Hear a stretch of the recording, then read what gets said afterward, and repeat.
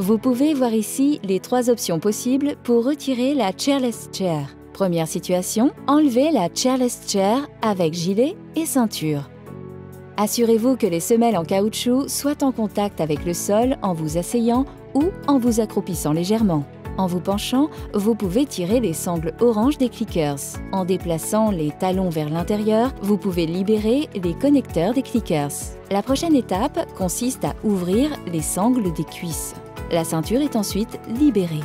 Enfin, vous pouvez retirer le gilet des épaules et suspendre la chairless chair sur le lieu de travail. Deuxième situation, enlevez la chairless chair avec gilet et adaptateur sans ceinture. Assurez-vous que les semelles en caoutchouc soient en contact avec le sol en vous accroupissant légèrement mais sans vous asseoir. En vous penchant, vous pouvez tirer les sangles orange des clickers. En déplaçant les talons vers l'intérieur, vous pouvez libérer les connecteurs des clickers. La prochaine étape consiste à ouvrir les sangles de cuisse. Enfin, vous pouvez retirer le gilet des épaules et suspendre la chairless chair sur le lieu de travail. Troisième situation, enlevez la chairless chair uniquement avec la ceinture.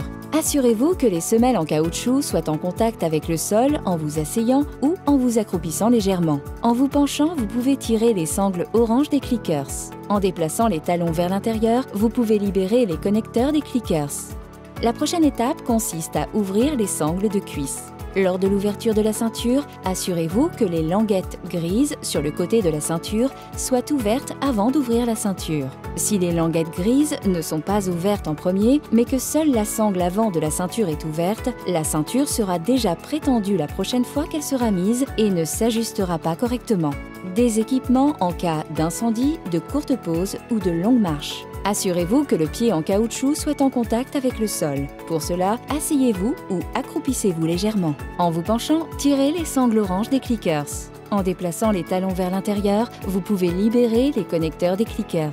La prochaine étape consiste à ouvrir les sangles de cuisse. Désormais, les jambes de l'exosquelette peuvent être séparées du harnais ou de l'adaptateur sans ceinture, tout en gardant sur vous les parties textiles.